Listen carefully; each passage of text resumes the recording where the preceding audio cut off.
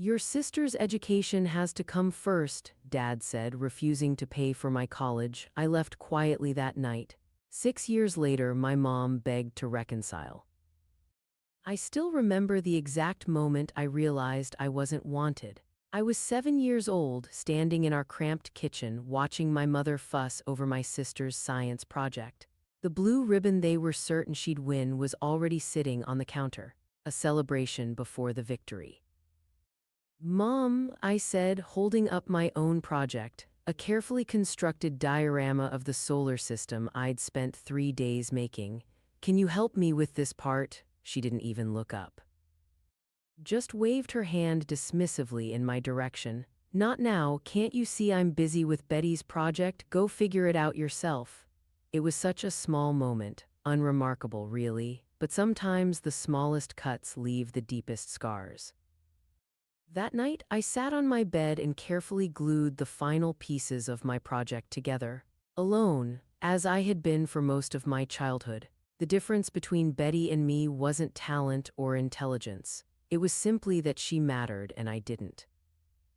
I stared at my completed solar system. It was good, maybe even great, but it didn't matter because no one would notice. No one ever did. Growing up in the shadow of a golden child is like being a ghost in your own home. You're there, but not really, seen, but not truly acknowledged. I became an expert at making myself smaller, quieter, less needy. I learned that the path of least resistance was often invisibility. Betty was everything I wasn't: outgoing, athletic, naturally charismatic. She commanded attention without even trying while I scrambled for scraps of recognition that rarely came. "Why can't you be more like your sister?" became the soundtrack of my childhood, a constant reminder that I was the family disappointment, the afterthought, the mistake. By high school, I'd accepted my role as the family scapegoat. When something went wrong, it was my fault. When something went right, it was despite me. My parents attended every one of Betty's soccer games but couldn't be bothered to come to my honors night. They threw elaborate parties for her birthdays while mine passed with barely a mention. I tried, God how I tried, to earn their love. I got straight A's, joined clubs, won academic competitions, but the goalposts kept moving. Nothing was ever enough. The breaking point came during my senior year. I'd been accepted to Princeton with a partial scholarship, not Harvard like Betty, but still impressive, something to be proud of. I showed my father the acceptance letter, a flicker of hope still alive that this time, finally, he would be proud. He glanced at it, then handed it back to me with a sigh. "Princeton, that's going to be expensive." He shook his head. "We're already stretched thin with Betty's tuition. Maybe you should consider community college instead." My chest tightened, my hands trembled. The careful walls I'd built around my heart began to crack. "But I got a scholarship," I said, my voice small, "and I could work part-time." My father's expression hardened. "Don't be selfish. Your sister's education has to come first. She's going to do something important with her life. Unlike me." The words hung unspoken between us. That night, my mother found me packing. "What are you doing?" she asked, watching me fold clothes into a duffel bag. "I'm leaving," I said, surprised by the steadiness in my voice. She laughed. "And go where? Don't be dramatic." I continued packing, not looking at her. "I got a job offer from one of my professors, tutoring online. It won't pay much, but it'll be enough." "You're being ridiculous," she said, her voice sharpening. "After everything we've done for you." I finally looked up. "What exactly have you done for me, Mom? Name one thing." She stared at me, mouth opening and closing like a fish out of water. In that moment, I saw the truth reflected in her eyes. She couldn't think of a single thing. "You've ruined this family," she finally said. "Your sister's worried about her finals, and here you are, creating drama." Something inside me broke, or perhaps it finally mended. The last thread tying me to them snapped, and suddenly I was free. I didn't say another word, didn't need to. I finished packing, walked out the front door, and didn't look back. The first year on my own was brutal. I deferred my Princeton acceptance, unable to afford it even with the scholarship. Instead, I moved into a tiny studio apartment with peeling wallpaper and a shower that only ran cold. I worked 3 jobs, tutoring online, waitressing on weekends, stocking shelves at a bookstore at night. I was exhausted constantly, but there was a strange peace in the exhaustion. For the first time in my life, I was living for myself, not trying to earn love that would never come. No one from my family called, not on my birthday, not during holidays, not once. It hurt at first, the finality of it, the confirmation that I had been right all along, they didn't miss me. But gradually that hurt transformed into something else: determination, resilience, a fierce desire to prove to myself, if no one else, that I was worthy. The tutoring job became my lifeline. I was good at it, breaking down complex ideas into manageable pieces, making the intimidating accessible. My client list grew through word of mouth. One student became 5, then 20, then 100. But the path wasn't without its thorns. There were nights I cried myself to sleep, overwhelmed by the sheer magnitude of what I was trying to accomplish. I had no safety net, no room for failure. One bad month could mean eviction, one serious illness could derail everything. The isolation was suffocating at times. I'd walk past restaurants filled with families laughing together, sharing stories, and feel a hollowness in my chest that threatened to consume me. In those moments, doubt would creep in. Had I made a mistake? Should I have swallowed my pride and stayed? Then there was the constant battle with imposter syndrome. Who was I to think I could build something from nothing? I had no business degree, no formal training in education, just an intuitive understanding of how people learn and a desperate need to survive. My first attempt at creating an educational website crashed spectacularly. I'd spent 3 months of savings on a developer who disappeared halfway through the project, leaving me with unusable code and an empty bank account. I sat on my apartment floor that night, surrounded by bills I couldn't pay, and felt the full weight of my aloneness. There was no one to call, no one to ask for help, no one cared whether I succeeded or failed. The temptation to give up was overwhelming, to admit defeat, to acknowledge that maybe my parents had been right about me all along. But somewhere in the darkness of that moment, I found a spark of stubborn defiance. The same spark that had carried me out the door 6 years earlier. I wasn't going to let them be right about me. I taught myself to code, stayed up until 3 a.m. night after night, eyes burning from staring at tutorials, fingers cramping from practice exercises. I made mistakes, so many mistakes. The website crashed constantly, payment processing failed, students couldn't access their materials. Each setback felt like confirmation of my inadequacy, but with every failure came learning, with every obstacle, innovation. I built a website, created custom study materials, developed a unique teaching methodology that got results.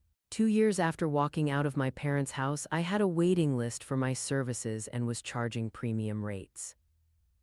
By year 3, I had hired other tutors, but managing people brought its own challenges. I had no experience as a leader, no model for healthy workplace dynamics. My first hire quit after 3 months, telling me I was too controlling, too perfectionistic, too much like my father, though she didn't know to make that comparison. The realization shook me to my core. Was I recreating the very environment I'd fled? Had I internalized more than I realized? I spent weeks in a spiral of self-doubt, questioning everything about the business I was building. But unlike my parents, I was willing to change, to grow, to learn from my mistakes. I hired a business coach, joined entrepreneur groups, read every leadership book I could find, and slowly, painfully, I began to develop my own management style, one based on empathy, collaboration, and mutual respect. By year 4, I had launched an online learning platform that was attracting attention from education technology investors, but with that attention came pressure. Suddenly, there were people watching me, evaluating me, waiting for me to fail. The old insecurities roared back to life, the feeling of being judged, the fear of not being good enough, the certainty that once people really saw me, they would reject me just as my family had. I almost sabotaged a major investment deal, convinced they would pull out once they realized I was a fraud. I prepared for rejection, almost welcomed it as a familiar pain. But the rejection never came. Instead, they saw potential in me that I still couldn't fully see in myself. By year 5, I was running a successful company from a sleek downtown office with a view of the city skyline. But success brought its own form of loneliness. I had colleagues, employees, and business associates, but few true friends, few people who knew the real me, not just the polished, professional version I presented to the world. I'd built walls to protect myself, but those same walls kept others at a distance. I was terrified of vulnerability, of letting people close enough to hurt me, of trusting that someone could see all of me and still choose to stay. The scared, invisible girl had transformed into a confident, successful woman on the outside. But inside, there were still shadows of that wounded child, waiting to be found unworthy. I went back to school part-time and eventually earned my degree. I bought a beautiful apartment that felt like home, and slowly, cautiously, I began to let people in, to build friendships with people who saw me, really saw me. And through it all, there was silence from my family, a silence that spoke volumes. Until one morning, 6 years after I'd walked away, when my phone lit up with a name I'd never expected to see again. "Mom," the screen announced. I stared at it, heart pounding. After a moment, it stopped ringing, then immediately started again. 12 missed calls over the next hour, 8 from my mother, 4 from Betty, no voicemails. Then the text started, "We need to talk. Please call us back. It's important. We're in trouble." I set my phone down on my desk, hands shaking. 6 years of silence, and now this. My chest felt tight, my throat dried. I didn't call back. Instead, I went about my day, meeting with my team, reviewing the latest updates to our platform, having lunch with a potential investor. But my mind kept circling back to those messages, to the sudden, desperate need for contact after years of nothing. An hour later, my phone rang again. "Betty." Against my better judgment, I answered. "What do you want?" I asked, skipping the pleasantries. "Alex," she said, her voice breaking, "please, we really need to talk to you." "About what?" A pause. "Dad's gone. He left Mom for his secretary last year. We're in a bad place. The house is being foreclosed on. Mom can't work because of her arthritis. I had to drop out of medical school. We have nowhere to go." I closed my eyes, letting the information wash over me. 6 years of silence, only broken by financial desperation. "So you thought of me," I said flatly. "Your family," she said, as if that explained everything. As if those words weren't a cruel joke after everything that had happened. "Am I?" I asked. "Because for the past 6 years I haven't heard a word from any of you, not a birthday card, not a Christmas call, nothing." "We were hurt," she said, her voice small. "You just left without saying goodbye." My laugh was hollow. I told Mom I was leaving. She laughed at me, said I was being dramatic. Silence on the other end. "We saw your company in the news," she finally said. "Mom recognized your picture. You've done really well for yourself." And there it was, the real reason for the sudden reconnection, not because they missed me, not because they regretted how they'd treated me, but because they saw that I had something they now needed. "What exactly do you want from me, Betty?" Another pause. "We need a place to stay, just until we get back on our feet, and maybe a loan for a fresh start." The audacity of it stole my breath. 6 years of nothing, and now they expected me to welcome them with open arms and an open wallet. A storm of emotions swept through me, anger at their entitlement, vindication that after all this time they needed me more than I needed them, and beneath it all a small, wounded part of me that still ached for their approval, for their love. That night I barely slept. I paced my apartment, arguing with myself. Yes, they had treated me terribly. Yes, they had only reached out because they wanted something from me, but they were still my family, the only one I would ever have.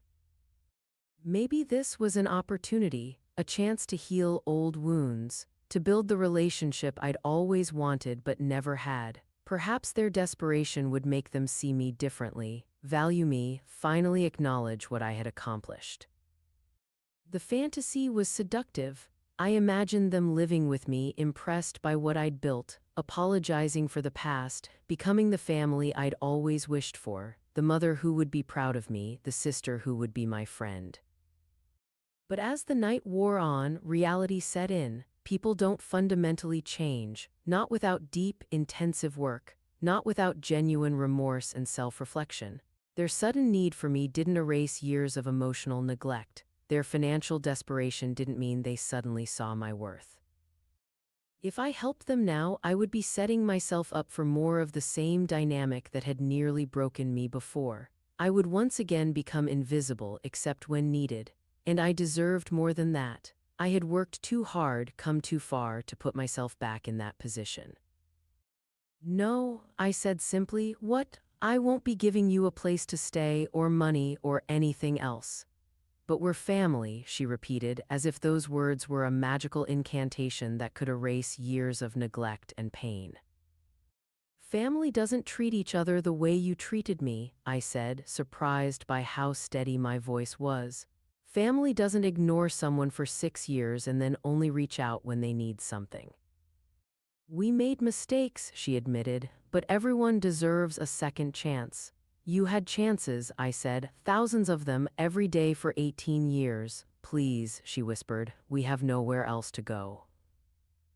The desperation in her voice tugged at something deep inside me. A part of me was still that 7-year-old girl hopping for approval, for love, for acceptance, but I wasn't that girl anymore. I'm sorry you're struggling, I said, meaning it, but I can't help you, can't or won't. Her voice had hardened, the vulnerability replaced by a familiar accusatory tone. Both, I said, goodbye, Betty. I hung up, set my phone down, and walked to my floor-to-ceiling windows. The city spread out before me, lights twinkling in the dusk. My reflection stared back at me from the glass, steady, whole. They showed up at my office the next day. My mother, older than I remembered. Betty, her perfect posture now slumped. Both were wearing expressions of practiced remorse that didn't quite reach their eyes. My assistant tried to turn them away, but I told her it was okay. A final conversation. Closure. They sat across from me in my sleek conference room, eyes darting around, taking in the evidence of my success, the success they had never believed I could achieve. You look well, my mother said, her voice tentative. I am well. An uncomfortable silence fell. I didn't try to fill it, didn't offer coffee or pleasantries, just wait. We've missed you, Betty finally said. I raised an eyebrow. Have you? She had the grace to look embarrassed. We thought about reaching out many times, but you didn't. We didn't know what to say, my mother admitted. After the way things ended. You mean after you told me I had ruined the family, after Dad made it clear that my education, my future didn't matter? My mother flinched. We were under a lot of stress then. Your father, this isn't about him, I cut in. This is about both of you. Every time you ignored me, every time you made me feel invisible, every time you chose Betty over me, not because she needed it more, but because she was the one you wanted. That's not fair, Betty protested. Isn't it? I looked her in the eye. When's my birthday, Betty? She blinked, caught off guard. What? My birthday, when is it? She opened her mouth, then closed it, looked at my mother for help. July, my mother said uncertainly. July 18th. I laughed, but there was no humor in it. It's April 3rd. I lived in your house for 18 years and you don't even know when I was born. They both stared at me, speechless. I know why you're here, I continued. Betty told me on the phone you need money, a place to stay, you need me to save you from the consequences of your choices. We're family, my mother said, echoing Betty's words from the night before. Family helps each other. Family loves each other, I corrected. Family sees each other, really sees each other. You never saw me, not once. Tears welled in my mother's eyes. I'm sorry, she whispered. We both are. We want to make things right. For a moment I let myself imagine it. Them moving in with me, starting over, building the relationship we should have had all along, but the fantasy crumbled as quickly as it formed. I thought about all the nights I'd cried alone, wondering what was wrong with me, why I wasn't lovable. I thought about the times I'd stood outside Betty's door, listening to my parents laugh with her, wishing I could join but knowing I wasn't welcome. I thought about how they'd never bothered to find out who I really was, what I cared about, what made me happy or sad or scared. And I thought about all the obstacles I'd overcome without them. The website crashes, the funding rejections, the nights I couldn't afford dinner, the panic attacks before important presentations, the loneliness of success with no one to share it with. I had faced all of that alone and I had survived. More than survived, I had thrived. Helping them now wouldn't erase those years of struggle. It wouldn't heal the wounds they'd inflicted. It would only allow them to continue seeing me as a resource rather than a person, a means to an end, not an end in myself. I believe that you're sorry, I said carefully, but I don't believe you're sorry for the right reasons. You're sorry that you need me now. You're sorry that the golden child future you planned for Betty didn't work out. You're sorry that Dad left and the money is gone, but you're not sorry for how you treated me. That's not true, Betty protested, but her eyes slid away from mine. I stood up, signaling that the conversation was over. I really am sorry that you're struggling, I said, but I can't help you, not in the way you want. So you're just going to turn your back on us? My mother asked, a familiar note of accusation creeping into her voice. After everything we did for you. And there it was, the mask of remorse slipping to reveal the entitlement beneath. My mother couldn't even maintain the pretense of regret through a 20-minute conversation. What exactly did you do for me? I asked, echoing the question I'd asked 6 years earlier. This time, instead of silence, my mother's face hardened. We put a roof over your head, fed you, clothed you. The basic obligations of parenthood don't count for nothing. You're right, I agreed. They don't count for nothing, but they also don't entitle you to anything from me now. I've built this life for myself without any help from you. I don't owe you a share of it. You always were selfish, Betty said, her voice cold. Always thinking about yourself. I almost laughed at the irony of it. Goodbye, I said simply. I wish you both well, but this is the last time we'll speak.